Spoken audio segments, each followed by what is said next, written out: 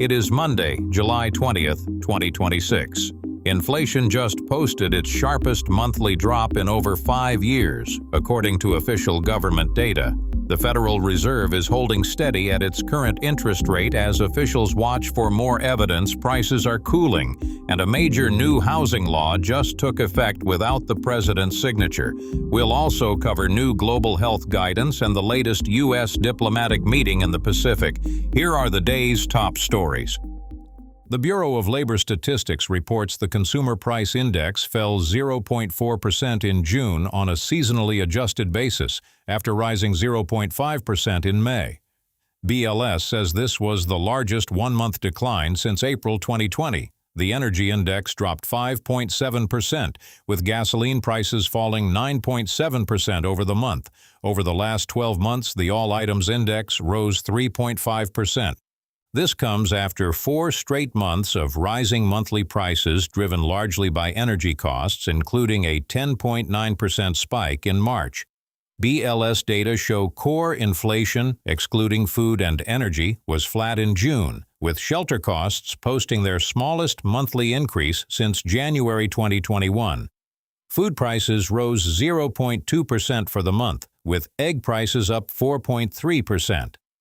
Motor vehicle insurance and used car prices both declined, while airline fares are still up 26.5% over the past year. The next CPI report is scheduled for August 12th.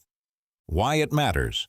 A sharp drop driven mostly by falling gas prices offers relief at the pump, but flat core inflation suggests underlying price pressures haven't fully eased, leaving the Fed's next move an open question for households and markets alike. The Federal Reserve's Open Market Committee voted 12-0 to hold the federal funds rate at 3.50 to 3.75%. The Fed's statement, released June 17th, says economic activity is expanding at a solid pace despite uncertainty tied in part to the conflict in the Middle East. Job gains have kept pace with the workforce, and unemployment has changed little. The committee says inflation remains elevated relative to its 2% goal, citing supply shocks that have driven up prices in certain sectors, including energy. The Fed reaffirmed its policy of maintaining ample reserves in the banking system and says productivity growth and capital investment remain strong. The Fed also released its monetary policy report to Congress on July 10th and separately announced 5 task forces to examine core areas of monetary policy conduct. Why it matters. The hold signals the Fed is watching for confirmation that inflation is cooling before considering rate cuts, while trying not to jeopardize a labor market that's still holding steady. A major housing bill has become law without President Trump's signature. The 21st Century Road to Housing Act, H.R. 6644, took effect July 11th after passing the Senate 85-5 and the House 358-32 in June, according to congressional records. The president did not sign or veto the bill within the constitutional window, allowing it to become law automatically. The legislation streamlines environmental reviews under the National Environmental Policy Act for housing projects, expands categorical exclusions, and creates competitive grants for local zoning and planning updates. It also directs HUD to allow states and localities to take on more review authority, and includes reforms to housing counseling, financial literacy programs, and FHA small-dollar mortgages. The bill also establishes a database of publicly owned land suitable for housing development. Why it matters.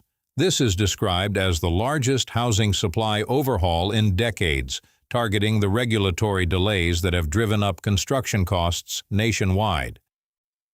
The World Health Organization released new guidelines saying up to 45% of dementia risk could be prevented or delayed. WHO published the guidance July 16th, identifying modifiable risk factors including tobacco use, alcohol, physical inactivity, air pollution, and conditions like high blood pressure and diabetes. The guidelines recommend regular physical activity, quitting tobacco, limiting alcohol, eating a healthy diet, staying socially engaged, and participating in cognitive training and stimulation activities. WHO specifically advises against taking vitamins B and E, omega-3s, or multivitamins for dementia prevention absent a diagnosed deficiency. Managing hypertension, diabetes, and high cholesterol is also recommended, and WHO notes hearing aids may form part of risk reduction strategies for people experiencing hearing loss. Why it matters. With dementia cases projected to keep rising globally, WHO is framing prevention as an achievable public health target rather than an inevitability. Deputy Secretary of State Christopher Landau met today with Solomon Islands Prime Minister Matthew Whale at the State Department at noon, according to the department's public schedule. The meeting was open for a pooled press spray at the top, allowing journalists brief access to photograph the two officials before discussions continued privately. The meeting comes as the State Department continues engagement across the Pacific Islands region, with Secretary Marco Rubio separately traveling to the Philippines from July 19th through 23rd.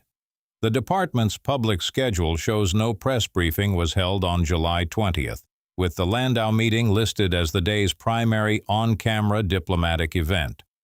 No further details of the Landau-Whale discussion were released as of publication. Why it matters. The meeting reflects continued U.S. diplomatic attention to Pacific Island nations amid ongoing strategic competition for influence in the region, where several governments are weighing security and economic partnerships with multiple world powers. That's today's briefing, sourced entirely from official government and institutional records. Like and subscribe for fact-based news from official government sources only. Leave a comment. Tell us what stories you want to hear.